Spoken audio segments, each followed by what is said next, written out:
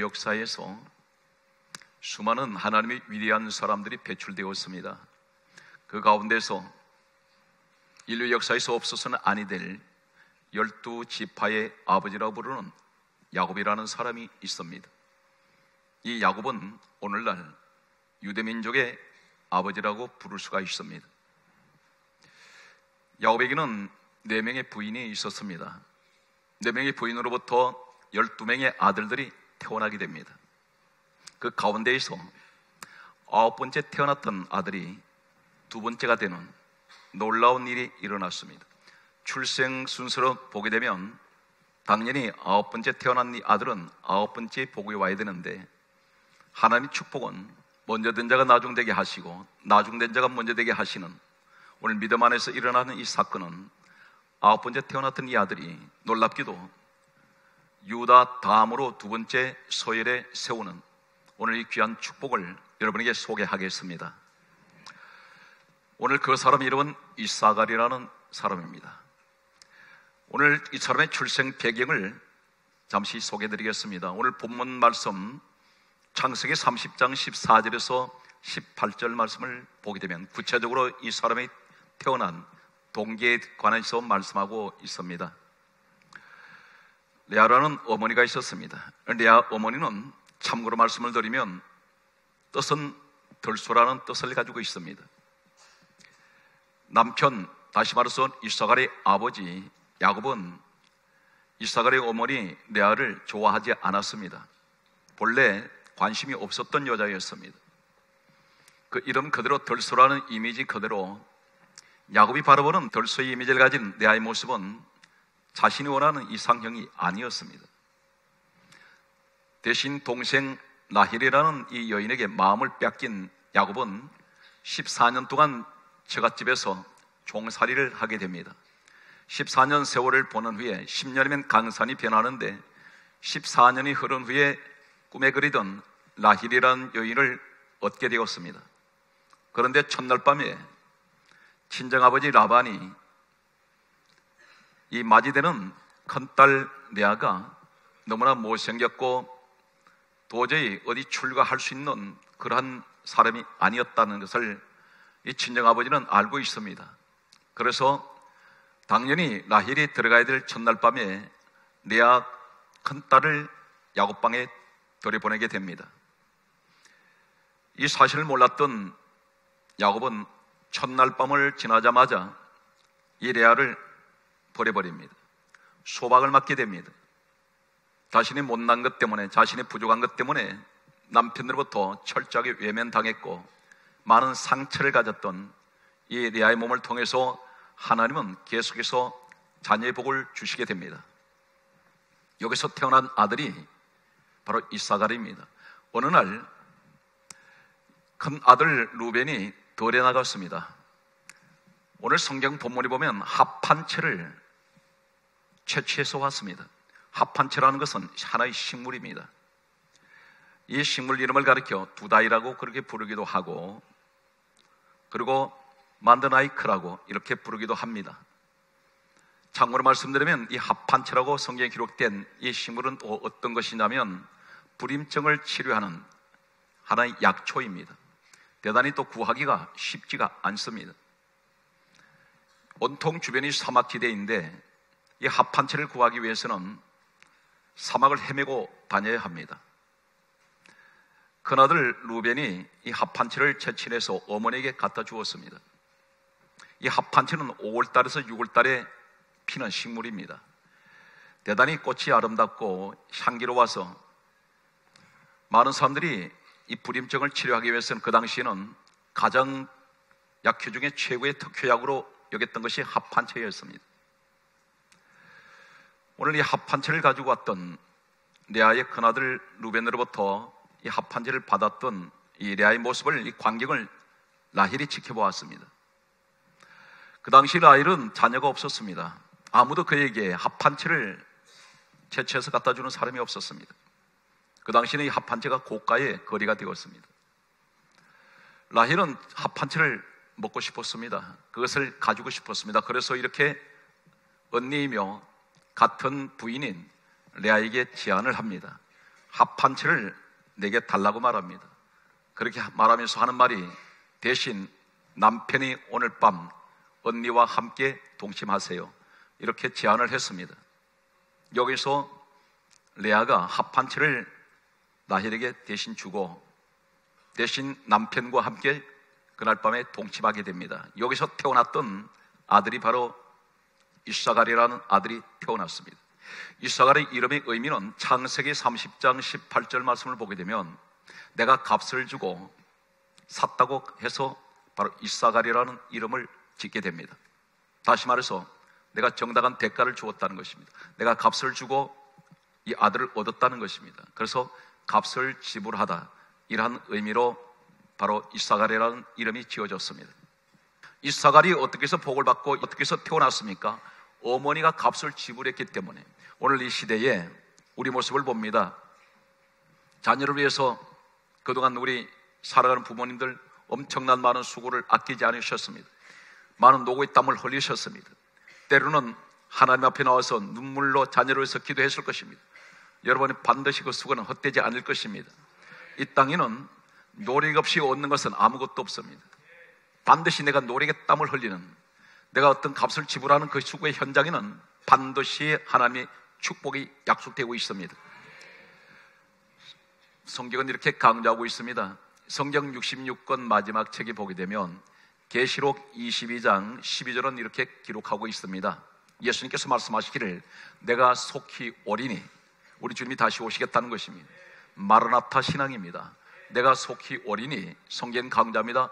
내가 다시 올 때에 각 사람의 행한 대로 내가 갚아주리라. 오늘 수고의 값을 하나님께 갚아주시겠다는 것입니다. 이 땅에서 우리가 구원받은 것으로도 감사한데 내가 주님 앞에 나와서 많은 수고의 땀을 흘리고 있습니다. 우리 성도들 가운데 보게 되면 교회가 여기까지 서게 된 그 배경에는 우리 성도들의 헌신적인 눈물과 헌신적인 땀이 있었습니다. 교회라서 다 똑같은 교회는 아니었습니다.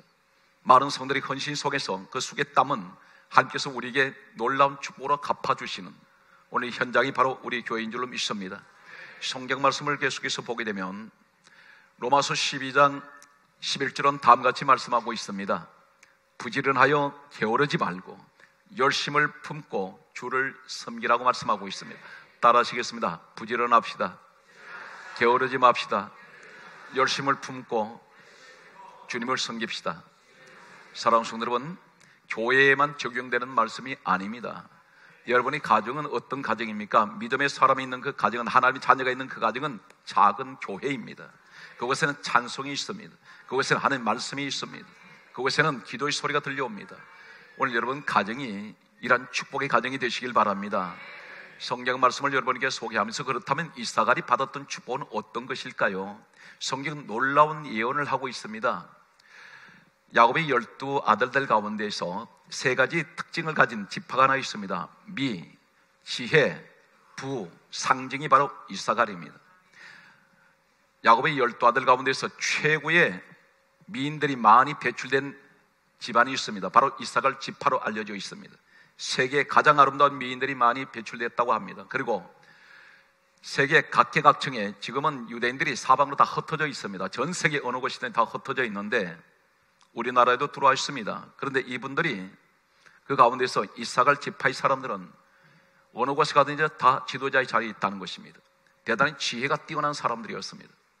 세 번째가 이 사람들에게는 많은 부를 가지고 있습니다. 12지파 가운데 가장 많은 부를 누리고 있는 사람들이 이사갈로 알려져 있습니다. 그리고 이 사람들은 오늘날 어느 곳에 가든지 이 사람들은 가난한 사람들이 없다는 것입니다. 이 축복이 어떻게 해서 왔을까요? 성경은 바로 이사갈에 관해서 예언을 하고 있는 말씀이 있습니다. 창세기 49장 14절에서 15절 말씀을 소개하겠습니다.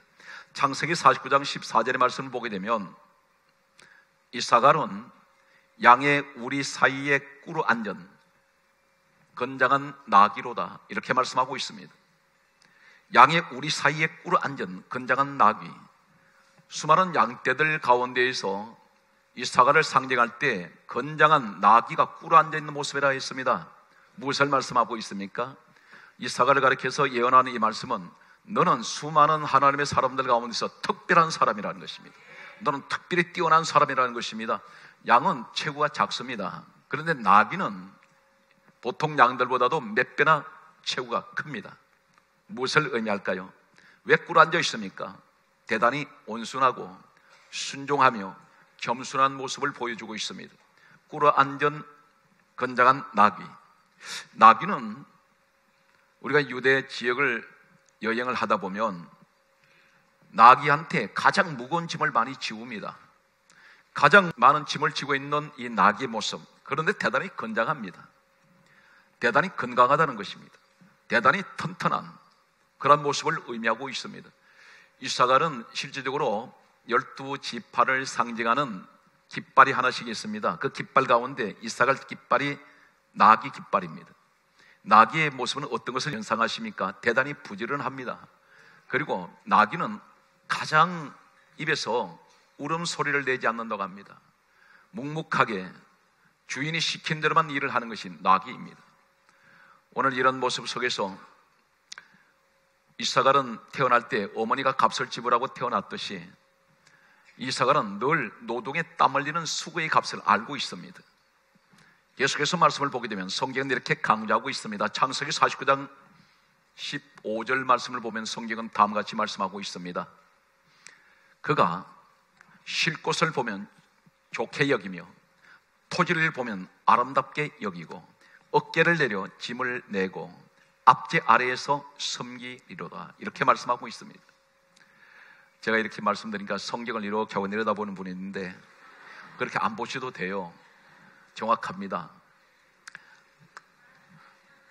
창세기 49장 15절 말씀을 보면 그가 쉴 곳을 보면 좋게 여긴다, 이 말이 무슨 말입니까? 늘 쉬고 있는 사람은 휴식의 의미를 모릅니다. 그런데 땀 흘리며 수고한 이 노동 후에 오는 이 휴식 시간은 대단히 기분이 좋은 그런 휴식이 됩니다. 일하는 사람에게 휴식을 이야기할 수가 있습니다. 그 의미가 있습니다. 계속 놀고 있는 사람에게는 휴식이라는 의미가 없습니다. 그가 쉴 곳을 보며 좋게 여긴단 말은 그가 엄청난 노력에 땀을 흘리고 난 후에 그는 안식할 때에, 그는 쉬고 있을 때 그것을 너무나 좋게 여긴다는 것입니다. 계속해서 말씀을 보게 되면 성경은 또 이렇게 강조하고 있습니다. 토지를 보며 아름답게 여긴다 있습니다. 토지가 어떤 것입니까? 일터를 말합니다. 일하는 자리를 보면 늘 그것을 아름답게 여기는 사람이 있습니다. 혹 이 자리에 직장 생활 하시는 분들 가운데 보게 되면 많은 스트레스를 받습니다. 그 스트레스를 받다 보니까 직장이 싫습니다. 때로는 지겹다고 생각합니다. 그렇게 생각하지 마십시오. 내게 주어진 일터를 아름답게 보시기 바랍니다. 그럴 때는 자신도 느끼지 못한 에너지가 생기고, 그리고 하나님께서 항상 내 일터를, 그 토지를 아름답게 여기는 사람에게 하나님께서 능력을 주신다는 사실입니다. 가정주부도 마찬가지입니다. 가정일을 할 때 늘 다람쥐 채바퀴 돌듯이 돌아가는 이 가정생활이 반복되는 생활 속에 때로는 짜증날 수가 있습니다. 그러나 내게 주어진 그 자리가, 내 일터가 아름답게 볼 때 항상 그 가정은 행복할 수가 있습니다. 교회 생활이 마찬가지입니다. 내게 여러 가지 직분을 맡고 있습니다. 교회는 계급이 없습니다. 전부 봉사 자리입니다. 그런데 그 자리에 때로는 억지로 직분을 감당하는 사람이 있는가 하면 그 직분을 아름답게 연기된 사람이 있습니다. 교회 봉사는 고달픕니다. 때로는 피곤합니다. 그리고 어떤 사람에게 항상 칭찬을 듣지 못합니다. 일하고 난 뒤에도 때로는 들려오는 소리는 섭섭한 소리 들릴 수 있습니다. 시험의 소리가 들립니다. 그럼에도 불구하고 그 일터를, 토지를 아름답게 여기는 사람에게 오늘 이사갈의 축복은 주어진다는 사실입니다. 사업을 하시는 분들 보면 밤낮 없이 이 사업에 몰두하고 있습니다. 늘 고민합니다. 머리가 터질 것 같습니다. 이 사업 경영이 결코 쉽지가 않습니다. 그러나 힘들고 어려운 사업이지만 그런 그 일터를 바라볼 때마다 아름답게 여길 때에 하나님께서는 이사갈의 축복을 약속을 하고 있습니다. 성경은 계속해서 말씀하고 있습니다. 창세기 49장 15절 말씀을 보게 되면 그가 어깨를 내려 짐을 메고, 대단히 고달픈 일입니다. 짐을 맨다는 것은 한마디로 어떤 멍에를 맨다는 것입니다. 그런데 성경은 계속되는 말씀을 보게 되면 창세기 49장 15절에 앞제 아래에서 섬기리로다, 이렇게 말씀하고 있습니다. 지배하지 않습니다. 앞제가 무엇을 말합니까? 어떤 핍박을 말하는 것이 아닙니다. 압제라는 것은 어떤 무거운 중량감, 중압감이 나를 짓누르고 있다는 것입니다. 온갖 스트레스가 우리를 짓누르는 시대입니다. 그런데 여러 가지 힘듭니다. 그러나 항상 섬기는 자리에 있었던 사람이 바로 이사갈이라는 사실입니다. 이 사람은 군림하지 않습니다. 늘 섬기는 자리에서 늘 있습니다. 무릎 꿇고 앉아있는 건장한 나귀의 모습이 이사갈 모습을 표현하고 있습니다. 하나님 이 사람을 축복을 하시는데 어떻게 축복을 할까요? 계속되는 말씀을 성경을 추적을 하면 신명기 33장 성경 말씀을 보게 되면 18절에 다음과 같이 기록하고 있습니다. 이사갈이여 너는 장막에 있는 것을 즐거워하라 이렇게 말씀합니다. 장막은 두 가지 의미를 가지고 있습니다. 내 가정을 의미합니다. 또 하나는 하나님의 집 교회를 의미합니다. 너는 항상 너 가정이 늘 축복이 있는 것을 즐거워하고 교회 생활이 늘 즐거운 은혜 생활이 될 것을 약속하고 있습니다. 계속되는 말씀을 보게 되면 성경은 이렇게 또 강조하고 있습니다. 신명기 33장 18절은 다음과 같이 말씀하고 있습니다. 그들이 백성을 불러 산에 이르며 거기서 의로운 제사를 드릴 것이라 이렇게 말씀하고 있습니다. 무슨 말일까요? 백성들을 불러서 산으로 불러 올리면서 거기에서 의로운 제사를 드린다고 했습니다. 이 세상에 의로운 분은 우리 하나님밖에 안 계십니다. 하나님께 예배를 드리는 자리에 많은 사람들을 그것으로 인도하고 있다는 것입니다. 이것은 곧 오늘날 전도를 말합니다. 하나님께로 많은 사람들을 인도하고 있습니다. 예배 자리로 그들을 초청하고 있습니다. 여기서 하나님께서 축복하는 약속이 있습니다. 그 내용이 어떤 것이냐면 신명기 33장 19절은 다음과 같이 말씀하고 있습니다. 너는 바다에 풍부한 것을 얻을 것이며 모래 속에 감추인 보배를 흡수하리로다 이렇게 말씀하고 있습니다. 바다에 풍부한 것을 얻는다는 말이 무슨 말입니까? 바다는 5대양 6대주에 다 뻗어 있습니다. 바다에는 무진장 엄청난 자원들이 물속에 있습니다. 무엇을 말합니까? 너는 세계에서 놀라운 축복이 너를 통해서 이 바다에 흡수되어 있는 수많은 축복이 너에게 주어질 것이라는 것입니다. 그리고 하시는 말씀이 모래 속에 감추인 보배를 흡수한다 그랬습니다. 모래 속에 감추인 보배가 어떤 것일까요? 대단히 궁금합니다. 단순하게 성경 속에 나타나는 모래 속에 감추인 보배가 있다 했는데 도대체 모래 속에 무슨 보배가 있을까요? 이사갈의 모습을 찾아갑니다. 이 12지파는 모세 시대에 와서 하나님께서 대제사장을 세우시게 되고 대제사장이 입는 제사복에 어른 한 뼘 되는 이런 판이 있습니다. 양쪽으로 이게 동서남북 다시 말해서 정사각형의 어른 한 뼘 되는 이런 모양의 판이 달려 있는데 여기 12개 보석을 달게 되어 있습니다. 12개 보석을 달 때에 당연히 출생 순서대로 보석을 달아야 됩니다. 그런데 하나님이 저보다 뒤죽박죽이 되게 만듭니다. 가장 앞에 당연히 루빈이라는 큰 아들 보석을 상징하는 보석을 달아야 됩니다. 그런데 하나님께서는 네 번째 아들 유다라는 이 아들의 보석을 앞에다가 달게 하고 그리고 그렇다면 당연히 이사갈은 9번째 보석이 되어야 됩니다. 그런데 하나님께서 놀랍게도 출애굽기 28장 17절에 보게 되면 첫째 줄 두 번째에 황옥이라는 보석이 있습니다.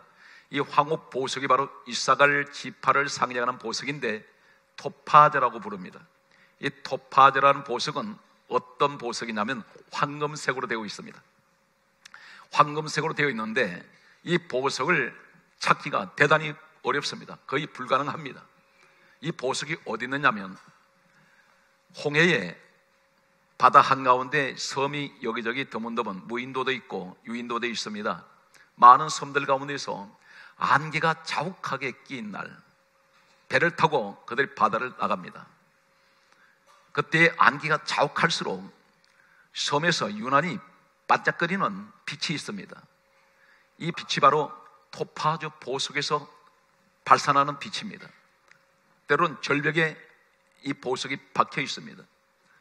때로는 모래 속에 감춰져 있습니다. 이 보석은 대단히 찾기가 어렵습니다. 왜 그러냐면 안개가 자욱한 날 자칫 배를 항해하다가는 암초에 부딪혀서 배가 파산해 볼 수가 있습니다.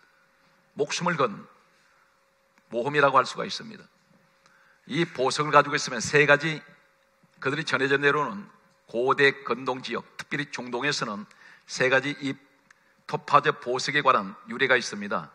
이 보석을 가지고 있으면 집에서 미인들이 많이 태어난다는 것과, 그리고 대단히 집안에 지혜로운 자손들이 많이 태어날 것과, 그리고 많은 부요, 다시 말해서 많은 재물을 가진 물질의 축복이 자손들 가운데서 주어진다는 이러한 속설이 있었습니다.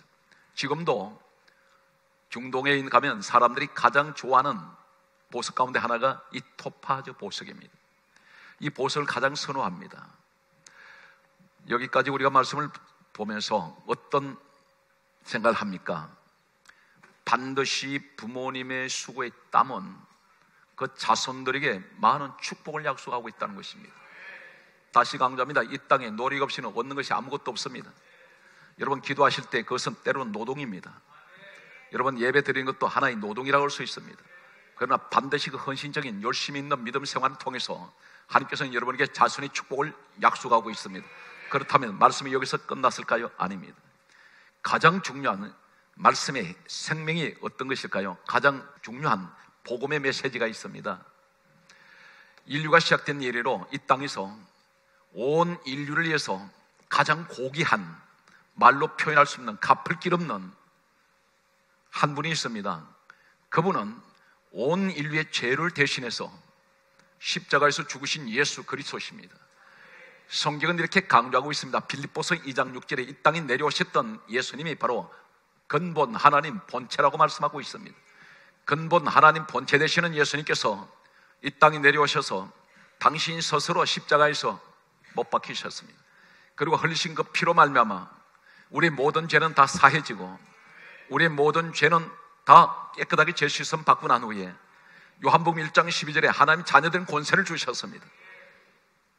말로 표현할 수 없는 그분의 사랑, 그분의 은혜는 갚을 길 없습니다. 우리가 아무리 노력을 해도, 아무리 죽도록 충성을 해도 우리는 그분의 은혜를 보답할 길은 없습니다. 그런데 예수님이 흘리신 이 피를 가리켜 마태복음 27장 6절은 다음과 같이 말씀하고 있습니다. 피값이라고 말씀합니다. 값이라고 말씀합니다. 왜 피값일까요? 우리의 죄를 대신하여 그분이 대신 피를 흘리셨습니다. 죄는 내가 지었는데 죄값은 예수님이 치르셨습니다. 이 지구상의 인류가 시작된 이후로 지금까지 수많은 섬기는, 각자가 섬기는 신들이 있습니다. 그들 신들 가운데는 어느 한 신도 자신의 백성을 위해서 그 죄를 대신해서 그 신이 십자가에 못 박혀 죽은 신은 없습니다. 단 한 분, 우리 예수님밖에 안 계십니다. 우리 예수님은 나를 위해서 십자가에 죽으셨고 우리 주님을 가리켜서 이렇게, 그러므로 성경은 다음과 같이 청언하고 있습니다. 로마서 3장 24절에 말씀하시기를 그리스도의 예수의 속량함으로 말미암아 하나님의 은혜로 우리가 값없이 의롭다 하는 이 증거를 얻었다는 것입니다. 그리스도 예수 그리스도의 속량함, 이 속량이란 말이 어떤 뜻이냐면 몸값을 지불하고 죄인들을 자유하게 만들었다는 뜻입니다. 우리 예수님 때문에 나는 속량되어 있습니다. 성경은 이렇게 강조하고 있습니다. 고린도전서 6장 20절은 말씀하시기를 너희는 예수 그리스도의 값으로 산 것이니 너희 몸으로 하나님께 영광 돌리라고 말씀합니다. 이제는 우리가 주님 앞에 나의 몸을 드려서 우리 주님 앞에 영광 돌려야 됩니다. 나도 내 값을 하나님께 드려야 됩니다. 작은 것입니다. 보답할 수 없습니다. 그러나 내게 주어진 가장 작은 것이라도 내가 헌신할 때 우리 하나님 영광을 받으신다는 사실입니다. 그러므로 성경은 이렇게 강조하고 있습니다. 계시록 5장 9절에 말씀하시기를 어린 양의 피로 사서, 우리를 사서 하나님께 드려졌습니다. 피값을 우리는 이미 하나님께 드려진 사람들입니다. 오늘 여러분 천국에 축복받은 것을 감사하십니까? 용기를 내십시오. 그리고 우리는 이사갈의 축복이 우리에게 주어질 수 있도록 항상 수고의 땀을 흘리십시오. 교회를 위해서 충성하시고 여러분 각자 주어진 생활 속에 최선을 다하십시오. 반드시 하나님께서는 최선을 다하는 사람을 향해서 반드시 여러분을 축복하실 것입니다. 성경은 이렇게 강조하고 있습니다. 간절히 나를 찾는 자가 나를 만날 것이며 부지런히 찾고 찾으면 반드시 나를 만나줄 것이라 했습니다. 그러므로 두드리라, 두드리면 열릴 것이요, 찾으라, 찾으면 찾을 것이요. 오늘 사랑하는 성도 여러분, 반드시 여러분에게 오늘 하나님의 이사가의 축복은 주어집니다. 말씀의 결론을 맺겠습니다. 계시록 2장 10절은 이렇게 말씀합니다. 내가 죽도록 충성하라. 그리하면 생명의 면류관을 내게 주리라. 오늘 죽도록 충성하는 여러분 가정, 여러분 삶이 되시고 후회 없는 우리가 삶을 사시는 이 축복이 여러분에게 있으시기를 주 예수 이름으로 축복합니다.